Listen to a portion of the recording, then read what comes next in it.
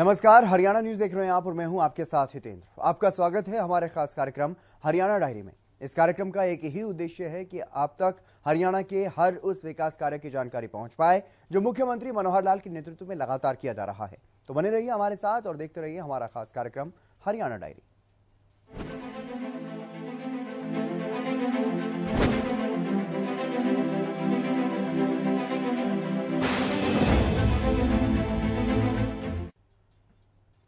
हरियाणा के किसानों की मुश्किलों को हल करने का जिम्मा मुख्यमंत्री मनोहर लाल ने अपने कंधों पर लिया है। मुख्यमंत्री का यह सपना है कि किसानों की सभी मुश्किलों का जल्द से जल्द समाधान हो सके और किसानों की आय को जल्द से जल्द दोगुना किया जा सके। इसी कड़ी में हरियाणा की बीजेपी सरकार की तरफ से तमाम योजनाओं का लाभ किसानों को लगातार मिल रहा है, जो कि धरातल पर भी साफ तौर पर दिखाई दे रहा है। एक रिपोर्ट आप देखिए।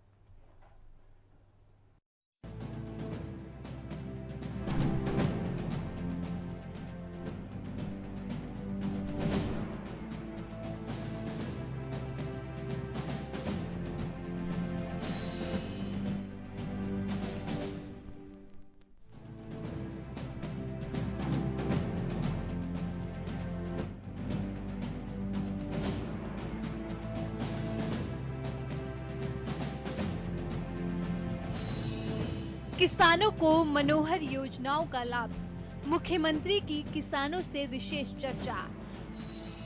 फल और सब्जियों की खेती कर लाभान्वित हो रहे किसान। 25,000 किसानों को 166 करोड़ की सब्सिडी। किसानों के लिए वरदान बनी भावांतर भरपाई योजना। माइक्रो इरिगेशन के जल संरक्षण को बढ़ावा। बागवानी बीमा योजना से लाभान्वित हो रहे किसान।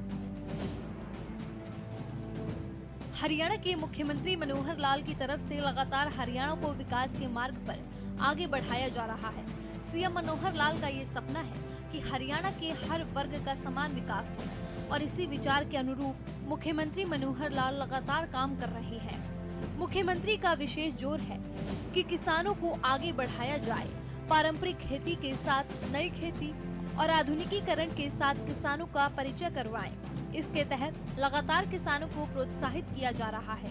प्रगतिशील किसान अब मुख्यमंत्री की तरफ से लिए गए निर्णयों का सम्मान कर रहे हैं और साथ ही तारीफ भी कर रहे हैं। सीएम ने प्रगतिशील किसानों से विशेष चर्चा करते हुए कहा कि आज के समय में किसानों को परंपरागत फसलों से आगे बढ़कर फल और सब्जियों की खेती करने की भी जरूरत है।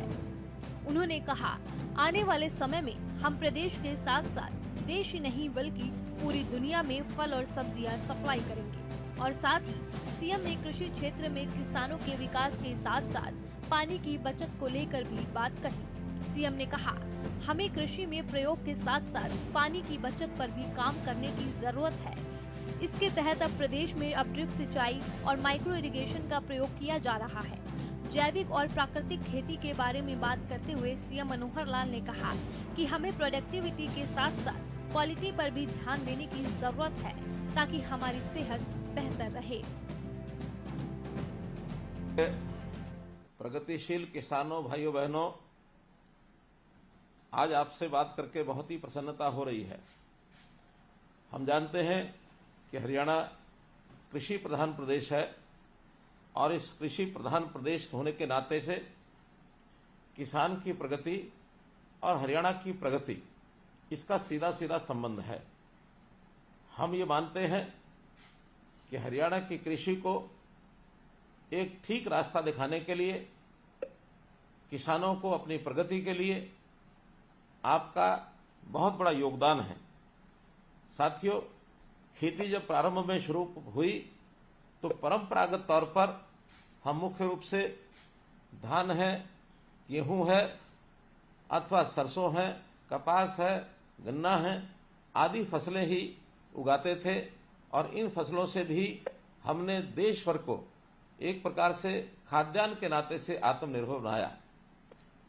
अब समय की आवश्यकता है कि हमको इन परंपरागत फसलों के अलावा और अधिक प्रगति करने के लिए हमारी आवश्यकताएं सब्जियों की और फलों की, इन आवश्यकताओं की पूर्ति करनी है।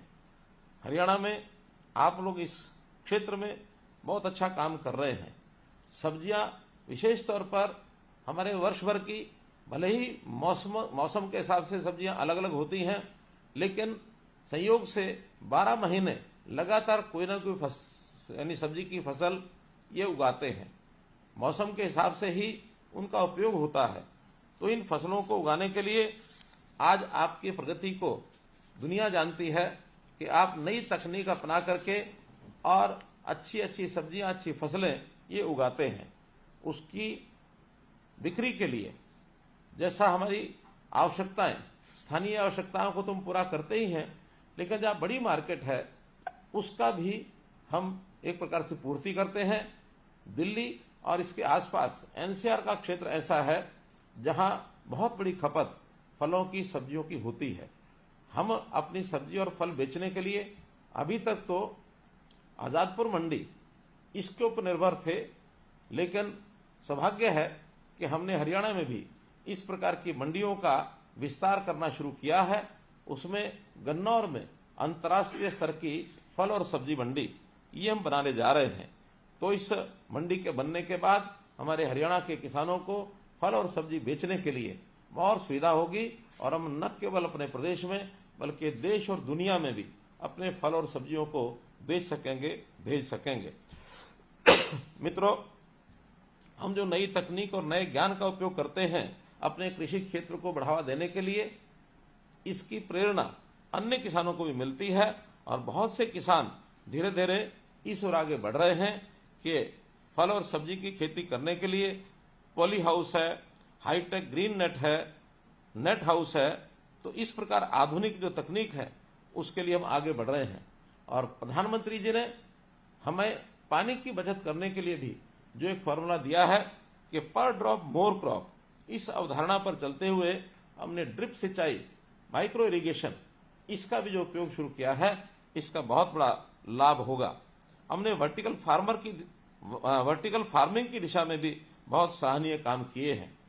सब लोग जैविक खेती की ओर भी बढ़ रहे हैं, क्योंकि बहुत बड़ा विशेष एक बात ध्यान करने की है कि हम फर्टिलाइजर्स का उपयोग केमिकल्स का करेंगे तो उससे जो हमारी क्वालिटी है प्रोडक्ट की, हमारी जो उपज की क्वालिटी है वो गिरती है, उसमें कुछ न कुछ कमी आती है, जिसके कारण से हमारा शरीर बीमारियों की तरफ भी आगे बढ़ता है। तो प्रधानमंत्री जी ने आह्वान किया है कि जैविक खेती की ओर आगे बढ़ें और हम जो है नेचुरल खेती, प्राकृतिक खेती, उसमें बढ़ करके रासायनिक उर्वरक और जो खतरनाक कीटनाशक हैं उनका उपयोग कम करें। तो इससे भी हमारा जो बहुत बड़ा लाभ एक होने वाला है। अपनी गौ आधारित खेती को हम लोग जितना ज्यादा करेंगे उतना ही अच्छी फसलें होंगी, उतना ही शरीर को लाभ होगा। जैसे हमारे भाई, किसान भाई, आप सब लोग फल और सब्जियों के माध्यम से अच्छी मेहनत करके और लाखों रुपया कमाते हैं, इससे हमारी जो हर किसान की आय दुगनी करने का जो टारगेट है वो भी निश्चित रूप से यानी प्राप्त होगा। कठोर मेहनत और आधुनिक तकनीक, नवाचार, ये सब हमारे काम के आधार बिंदु हैं। हम कई किसानों ने लीक से हट करके उपभोक्ताओं तक सीधा अपने उत्पाद पहुंचाए हैं और इसके अंदर फल और सब्जी न केवल सीधा बेचा है बल्कि वैल्यू एडिशन करके भी हमने कुछ उद्योग स्थापित करके और इन कामों को भी आगे किया है। इससे भी हमारी आमदन बढ़ी है। मित्रों, हरियाणा सरकार की नीतियां हमेशा किसान के साथ रही हैं, चाहे वो फसल की बुआई से पहले की कुछ आवश्यकताएं हों किसान की, अथवा फसल की बुआई के बाद हो, अथवा कटाई से पहले हो, कटाई के बाद हो, हर समय सरकार वो आपके साथ खड़ी है। अर्थात बीज से लेकर बाजार तक ये जो किसान के साथ हम खड़े हैं, ऐसी हमारी नीतियां हैं। हम प्रगतिशील जो किसान भाई बहन हैं उनकी विकास यात्रा में सरकार बहुत प्रकार की योजनाएं बनाती है और इन योजनाओं के कारण से आपको उसका लाभ मिलता है। फल और सब्जी के अलावा मधुमक्खी पालन, इसमें भी हमने जो कार्यक्रम किया है, हमारा उत्कृष्ट केंद्र इजराइल की सहायता से रामनगर कुरुक्षेत्र के अंदर जो शुरू हुआ है, इसका अपना एक लाभ हुआ है। ऐसी जो योजनाएं हैं इसमें सामान्य वर्ग के साथ साथ अनुसूचित जाति के जो लोग हैं वो इनको अपनाते हैं, खेती करते हैं, सब्जी अथवा फल उगाते हैं, तो उनके लिए विशेष योजना, विशेष लाभ ये उनको दिया जाता है। अगर सामान्य किसानों को 50% की सब्सिडी दी जाती है तो अनुसूचित जाति के किसानों को 85% तक भी सब्सिडी ये दी जाती है। हमारा जो बागवानी क्षेत्र है इसको हम कैसे और बढ़ाएं, क्योंकि फसल के लिए हमारी जो खेती की जमीन है, हमको अंदाज होना चाहिए कि लगभग 80 लाख एकड़ जमीन हमारी एग्रीकल्चर लैंड है। अभी इस समय इसमें बागवानी और खेती मात्र 7 लाख एकड़ अर्थात 7% ही लगभग इसका उपयोग हम करते हैं, लेकिन इसको बढ़ाने की आवश्यकता है। हमने तय किया है कि 2030 तक इसका व्याप बढ़ाया जाए और जो उत्पाद है उसको भी 3 गुना किया जाए, क्षेत्रफल है उसको भी लगभग 3 गुना 20% तक ले जाने के लिए हम तैयार हैं। 22 लाख एकड़ जमीन पर हम बागवानी और फलों की सब्जी, उस समय फलों की बागवानी और फल और सब्जी की खेती ये करने के लिए हम आगे बढ़ सकें, ऐसी हमारी योजना है। फूड प्रोसेसिंग नीति, ये पॉलिसी हमने बनाई है कि हम जो अपने उत्पाद हैं उसको वैल्यू एडिशन करके उसमें से कुछ उत्पाद बनाएं। इसके लिए भी सरकार की बहुत सी योजनाएं चल रही हैं और ये जो फूड प्रोसेसिंग नीति के माध्यम से जो हम उद्योगों की स्थापना करेंगे, उसमें जो हम सामान पैदा करेंगे तो हमारी फसल की पैदावार की कीमत और अधिक हमको मिल सकेगी। ये उसके पीछे हमने एक प्रकार से योजना बनाई है। हमारे जो क्रॉप क्लस्टर डेवलपमेंट प्रोग्राम है, जो फसल समूह विकास कार्यक्रम के अंतर्गत, ये भी हरियाणा में 1763 गांव में 393 बागवानी फल समूह इनकी पहचान की गई है। हम एफपीओज अर्थात फार्मर्स प्रोड्यूसर ऑर्गेनाइजेशन ये भी बना रहे हैं। 1000 एफपीओज बनाने का हमारा लक्ष्य है, जिसमें से लगभग 700 के आसपास एफपीओज ये बनाए जा चुके हैं। प्रत्येक एफपीओ में 300 किसान ये सदस्य होते हैं। तो ये भी हमारी योजना रहेगी कि हम लोग जो अपना एफपीओ बनाया है, अच्छी बात है, जिन्होंने अपना एफपीओ भी नहीं बनाया है वो भी अपने आसपास के किसानों को इसमें शामिल करें और सभी की आय बढ़े। ये एक परोपकारी काम भी हमको आगे बढ़ करके करना चाहिए। हम सीधे प्रत्येक क्लस्टर में जो बनाए गए हैं उसके अंदर आपूर्ति श्रृंखला अर्थात सप्लाई चेन और इसी प्रकार से बागवानी उपज के लिए मार्केटिंग और किसान को सीधे बाजार से जोड़ने के लिए इंटीग्रेटेड पैक हाउस ये भी स्थापित किए जा रहे हैं। इस पर भी हमने 33 परियोजनाओं पर 94 करोड़ रुपए लगा करके इसको पूरा कर लिया है। लगभग 116 करोड़ लागत की अन्य 44 परियोजनाएं ये अब स्थापित की जा रही हैं, जो वर्ष के अंत तक ये पूरी हो जाएंगी। बहुत से हमारे फल हैं, जैसे आम है, अमरूद है, बेर है, चीकू, लीची, आंवला, नाशपाती, आड़ू, आलू बुखारा, केला, पपीता, सिट्रस फल, अंगूर, अंजीर व स्ट्रॉबेरी के बाग लगाने के लिए प्रति एकड़ लागत का 50% हम देते हैं। अनुसूचित जाति के लोगों के लिए ये प्रतिशत जो है 85% तक हम करते हैं। सीएम मनोहर लाल किसानों के लिए अपना एक ऐसा विजन लेकर चल रहे हैं जिसमें किसानों की आय को दुगना किया जा सके और किसानों को विकास के मार्ग पर आगे बढ़ाया जा सके। सीएम ने विशेष चर्चा के दौरान बताया कि साल 2022-23 में 25,000 किसान लाभार्थियों को तमाम स्कीमों के चलते 166 करोड़ की सब्सिडी दी गई है। सीएम ने कहा कि इजराइल देश की सहायता से आज के समय में खेती में हमने प्रयोग कर फायदा पाया है। उन्होंने कहा कि हमें अपनी सब्जियों, फलों और फसलों को विदेशों में निर्यात करने की जरूरत है, क्योंकि जितना ज्यादा हम निर्यात करेंगे उतना प्रदेश की आर्थिक स्थिति में सुधार होगा। मुख्यमंत्री मनोहर लाल की तरफ से कहा गया है कि किसानों को फायदा पहुंचाने के लिए भावांतर भरपाई योजना के साथ साथ बागवानी बीमा योजना भी चलाई गई है, ताकि किसानों को नुकसान न हो। साथ ही पानी बचाने की बात कहते हुए सीएम मनोहर लाल ने कहा कि हमारा ये प्रयास है कि 1 लाख किसान परंपरागत खेती से फल और सब्जियों को उगाने की इस मुहिम से जुड़ सके, जिससे कि एक बहुत बड़ा बदलाव देखने को मिलेगा। जिसे सुनाते हैं सीएम ने क्या कुछ कहा। जो हमारे किसानों के एक्सीलेंस सेंटर्स हैं उसमें Gharaunda, hitech green house Gurugram और रोहतक, दोनों जगह, ऐसे ही जो फ्रूट्स का हमारा एक्सीलेंस सेंटर है मांगियाना सिरसा और इंटीग्रेटेड बागवानी विकास केंद्र पलवल और सुंदरा, इसमें बुकिंग करके और हम पौध जो है वो सप्लाई करते हैं। अभी हमने 2022-23 यानी पिछले वर्ष में ये जितनी भी स्कीमें हैं इसके अंदर लगभग 25,000 लाभग्राही इनको 166 करोड़ रुपए की ये सब्सिडी दी है, जिसके अंदर poly house vertical farming, Bombay stacking vertical farming, fruit area, mushroom unit, medium cost, mushroom unit, low cost, cold storage, water tank, ऐसी जितनी योजनाएं हैं, इन योजनाओं में 222-23 के अंदर हमने लगभग 166 करोड़ रुपए की सहायता ये किसानों को दी है। इजरायल और हरियाणा, इसको मैं जरूर उल्लेख करना चाहूंगा, क्योंकि हमारा जैसे हरियाणा की भूमि और जलवायु है, ऐसे ही इजरायल की भूमि और जलवायु ये भी लगभग समान है। तो समान एक प्रकार से सब पैरामीटर्स होने के नाते से हमको ऐसे देश के साथ जो इन चीजों में बहुत प्रगति कर चुका है उसके साथ ही हमें कोई अपने समझौते करके उनके तकनीक का उपयोग करना होगा। तो हमने इजरायल की सहायता से बहुत से ऐसे कार्यक्रम चलाए हैं जिसका हमको लाभ हो रहा है, चाहे वो फलों में, सब्जियों में, फूलों की खेती, मधुमक्खी पालन, ये सब इजरायल की टेक्नोलॉजी से हम आगे बढ़ा रहे हैं।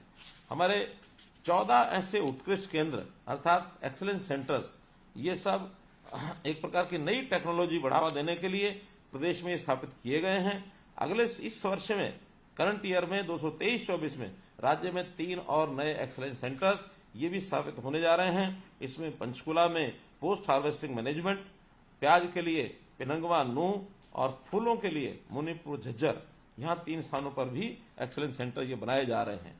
अंजनथली में हमने विशेष इस बार विश्वविद्यालय की स्थापना करने का निर्णय लिया है, अर्थात करनाल जिला अंजनथली, जिसमें बागवानी विश्वविद्यालय होगा।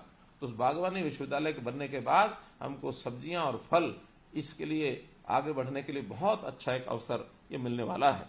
इसी प्रकार जो केंद्र हमारा शहद यानी प्रोसेसिंग का है रामनगर में, वहां ग्रेडिंग, पैकिंग, ब्रांडिंग ये सुविधा सब उपलब्ध है।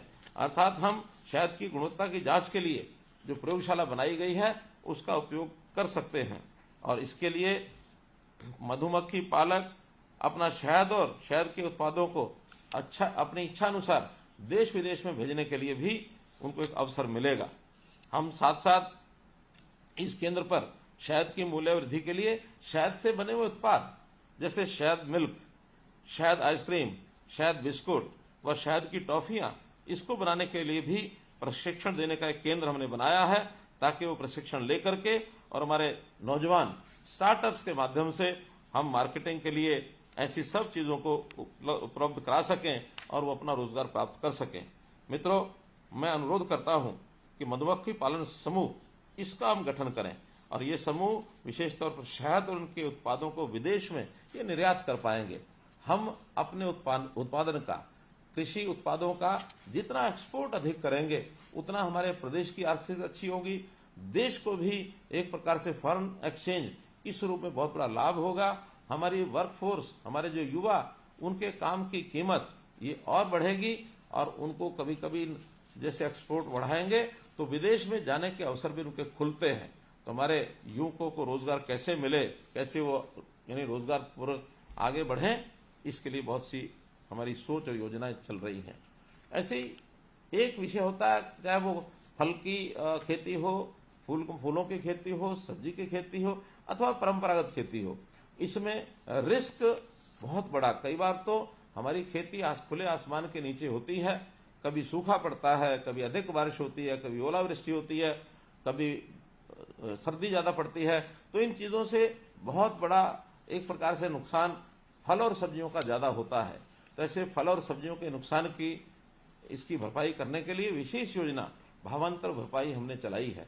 तो इस भावांतर भरपाई योजना में भी ऐसे फल और सब्जी के जो हमारे किसान भाई हैं इनको हम सहायता दे रहे हैं। अभी तक 9,485 किसान, 9,500 किसान लगभग, जिनको 23 करोड़ रुपए हम दे चुके हैं। ऐसी 21 बागवानी फसलों को उनका जो एक संरक्षित मूल्य है उसके हिसाब से इनको योजना की एक प्रकार से घाटे की भरपाई ये की जाती है। जहां तक एफपीओज का विषय है, जैसा मैंने बताया कि जिन किसानों ने एफपीओज अभी नहीं बनाए हैं वो एफपीओज बना करके उस एफपीओ की गुणवत्ता का भी ध्यान रखें, क्योंकि जिन किसानों को हमने उसमें जोड़ा है उन किसानों को भी लाभ बराबर हो रहा है कि नहीं हो रहा है, ये चिंता हमको जो आगे लगने वाले प्रगतिशील किसान हैं इनको करनी होगी। केवल नामचारे से किसानों को जोड़ा और उनको लाभ न दिया तो ये हमारी ओर से किया गया एक बहुत बड़ा दोष होगा। इसके प्रति भी एक प्रकार से मैं आगाह करना चाहता हूं, सजग रखने के लिए आपको इस बात को मैं कह रहा हूं। एक नई योजना मैंने हरियाणा में जो बनाई है कि बागवानी की बीमा योजना, मुख्यमंत्री बागवानी बीमा योजना, ये भी हमने शुरू की है और शायद हरियाणा जो है देश का पहला राज्य है जिसने इस प्रकार की योजना चलाई है। इसमें वो सभी 21 फसलें जो भावांतर भरपाई योजना में हैं उन सबको इसमें जोड़ा है और इसमें राशि भी हमको जो नुकसान होता है उसकी राशि भी बहुत अच्छी मिलती है। यानी सामान्य थोड़ा सा प्रीमियम देने के बाद सब्जियों के लिए 40,000 रुपये प्रति एकड़ सब्जी और फलों के लिए और मसालों के लिए 30,000 रुपये प्रति एकड़ ये बीमा कराया जाता है। मुख्यमंत्री मनोहर लाल की तरफ से प्रदेश के किसानों को फायदा पहुंचाने के लिए तमाम प्रयास लगातार जारी है और जिसका परिणाम भी दिखने लगा है। इसी कड़ी में सरकारी योजनाओं का लाभ किसानों को सीधे तौर पर मिल रहा है। प्रदेश के किसानों को प्रगतिशील बनाने का बीड़ा सीएम मनोहर लाल ने उठाया है।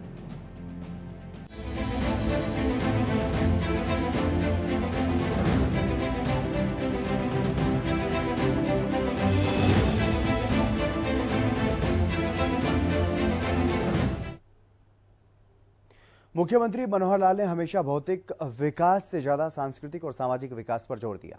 मनोहर सरकार में साधु संतों और महापुरुषों को विशेष महत्व दिया गया और सीएम मनोहर लाल यही चाहते हैं कि हमारे भविष्य यानी कि प्रदेश के युवा और बच्चों में अच्छे संस्कार हों। भारतीय संस्कारों के महत्व पर आयोजित एक कार्यक्रम में मुख्यमंत्री मनोहर लाल ने युवाओं को मनोहर संदेश दिया। एक रिपोर्ट आप देखिए।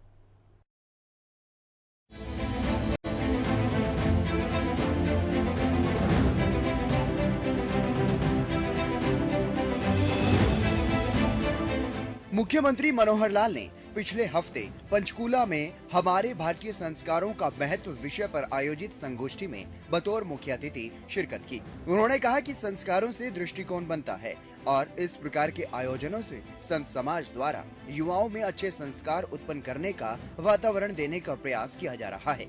मुख्यमंत्री ने कहा कि आध्यात्मिक कार्यक्रमों के माध्यम से युवाओं को समाज में अच्छे संस्कार मिलते हैं।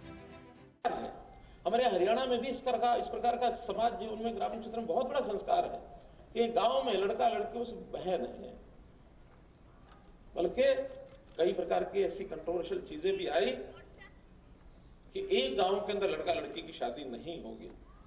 खाप पंचायत में वो कहती है खाप का एरिया 20-30-15 गांव जो है उसके अंदर लड़का लड़की की शादी नहीं होगी, आसपास गवाड़ में नहीं होगी। क्यों? संस्कार ऐसा है कि वातावरण अच्छा रहे, वरना पश्चिमी सभ्यता सब खुला छोड़ रखा है। कम्यून सिस्टम, कोई किसी के प्रति कोई श्रद्धा का भाव नहीं। हम तो मां मानते हैं, इसलिए मां मानने के नाते नारी का सम्मान भी हम करते हैं। और दुनिया को हमने बताया, स्वामी विवेकानंद जी ने जब उनका शिकागो में भाषण हुआ, पहला भाषण, उस भाषण में उन्होंने बड़े सामान्य सहज भाव से भारतीय संस्कार है उसके नाते से बोला था। कोई बहुत सोच समझ के बोला होगा कि जिसके कारण से उनके भाषण के शुरू होने से तालियां बज जाएंगी, मुझे नहीं लगता कि हाँ उन्होंने कोई सोच समझ के कहा होगा।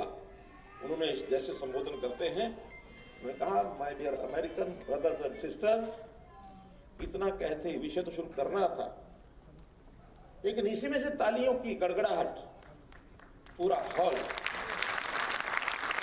गूंजता रहा कि अमेरिका के लोगों के इन्होंने भाई बहन ये कह के पुकारा है। तो ये विषय इतना ही है कि हमने हमारी दृष्टि क्या है, और वो दृष्टि बनती है संस्कारों से।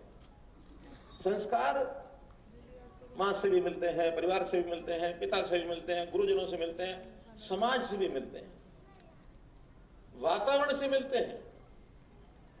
घर का वातावरण, घर में मंदिर है, यज्ञ होता है, पूजा होती है, तो बच्चों को वैसे संस्कार मिलेंगे। और अगर घर में कोई भी एक व्यक्ति मद्यपान करता है, घर मद्यशाला बनी हुई है, तो क्या बच्चों को वैसे संस्कार मिलेंगे अच्छे? वो भी उसी प्रकार से चल देगा। आजकल तो ये जो आईटी के जमाने में ये जो आजकल मीडिया आ गया है, टीवी आ गया है, सोशल मीडिया चल पड़ा है, इसके कारण से भी अगर अच्छी दिशा में ले जाएंगे तो अच्छे संस्कार मिल जाएंगे, गलत दिशा में चल पड़ेंगे तो गलत संस्कार मिलेंगे। तो हमको इस सारे वातावरण को काबू करने के लिए जो संभ्रांत लोग हैं, जो जिम्मेवार लोग हैं, जिनके ऊपर लगता है कि हमें क्योंकि समाज का मार्गदर्शन करने के लिए वो भी एक बड़ा वर्ग होता है, संन्यासी उसमें है, उसमें हमारे धार्मिक स्थान है, हमारे सांस्कृतिक ऐसे कार्यक्रम करने के लिए जो वातावरण बनाते हैं, अच्छा वातावरण बनाने के लिए हमको जिसको भी जहां करना चाहिए उपयोग करना होता है, क्योंकि हमारा परिवार, हमारे परिवार के बच्चे, हमारे नौजवान ठीक दिशा में चलेंगे तो समाज सुखी होगा। मुख्यमंत्री मनोहर लाल ने अपने संबोधन में युवाओं में ज्ञान व शिक्षा के माध्यम से अच्छे संस्कार पैदा करने के महत्व पर भी बल दिया। उन्होंने कहा कि हमारे उत्तम और मजबूत संस्कारों के कारण आज पूरा विश्व भारत की ओर देख रहा है।